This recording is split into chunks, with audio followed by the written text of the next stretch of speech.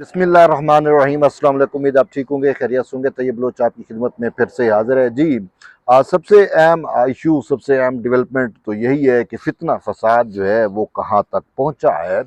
जैसा कि 24 नवंबर डू और डाई की कॉल थी, फाइनल कॉल थी। तो 24 नवंबर को जो है वो तहरीक इंसाफ का फितना जो है वो पूरे मुल्क पे, एकदम पूरे मुल्क को उसने अपनी जो है जकड़ में ले लिया है और फिर से वही फसाद शुरू हो चुका है। और अफसोस से कहना पड़ रहा है, जो खबरें आ रही हैं वो बड़ी तशवीशनाक हैं। संगीन सूरत हाल जो है वो इमर्ज हो चुकी है इस टाइम। ओवरऑल जो सूरत हाल है वो बड़ी जो है अलार्मिंग सिचुएशन है।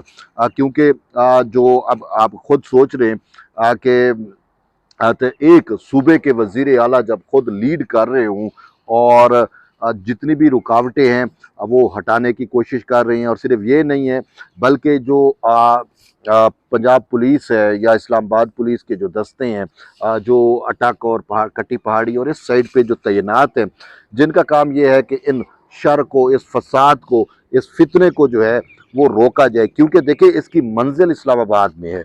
और इस्लामाबाद में जब मैं यहाँ पे रेड जोन में बैठा हूँ, तो सामने मेरे जो कॉन्स्टिट्यूशन एवेन्यू है, ये कॉन्स्टिट्यूशन एवेन्यू जो है बिल्कुल एक किस्म डेकोरेट हुई हुई है, सजी हुई है।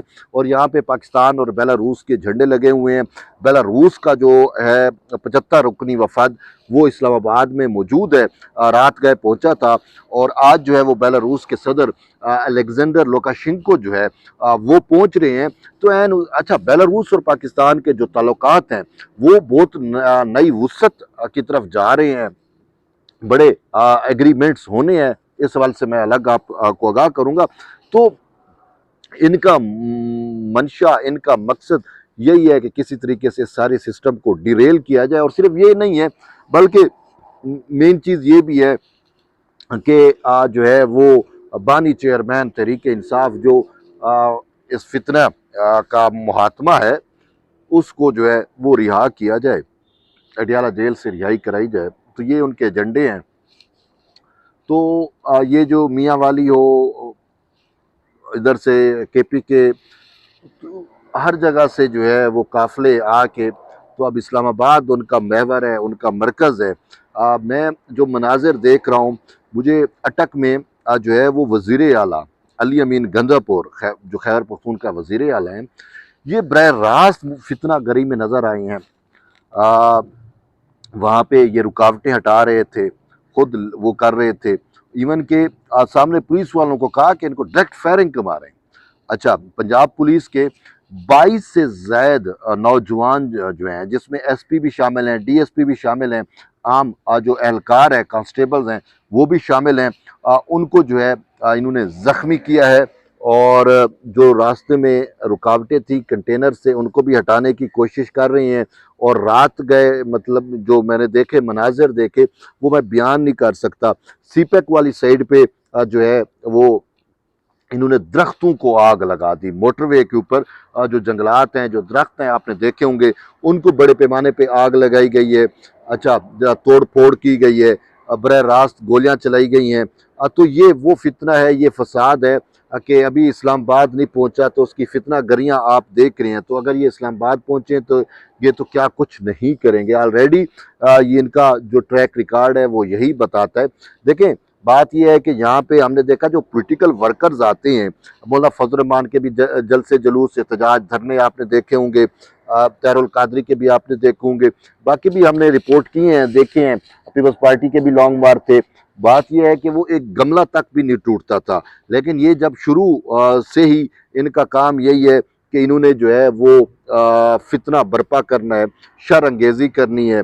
और इसी में तकरीबन 200 से ज़ायद इनके असला बरदार जो इस्लामाबाद में इन्होंने पहले पहुंचा दिए थे मुख्तलिफ जगहों पे, लोकेलिटीज़ पे, उनको गिरफ्तार किया गया है।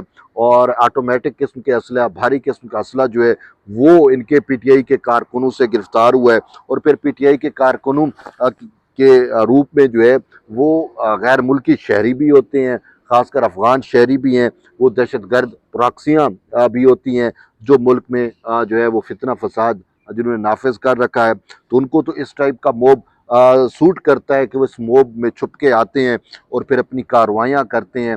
तो अब हुकूमत देखें, जितने भी एहतजाज जलसे जुलूस है उनको रोकने की भी कोशिश की गई, लेकिन जो पहुंचे यहाँ तक पहुंचे वो पुरअमन रहे।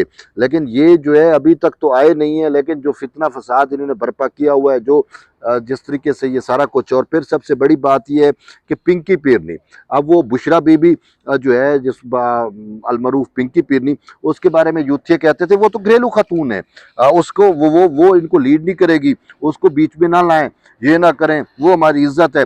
आज हम देख रहे हैं कि वही खतून, वही जादूगरनी, वही पिंकी पीरनी जो है वो एहतजाज जो है उसको लीड कर रही है, उनको जो है मोब को जो है वो इश्तियाल दिला रही है, और बरमला कह रही है कि हमारा मेन मुद्दा हमारा मेन मकसद जो है वो बानी चेयरमैन की रिहाई है। बानी चेयरमैन को सुप्रीम कोर्ट ने तो रिहा नहीं कर, ओ सॉरी, बानी चेयरमैन को तो हुकूमत ने रिहा नहीं करना ना। बानी चेयरमैन की अगर रिहाई है तो वो तो जुडिशरी ने करनी है ना।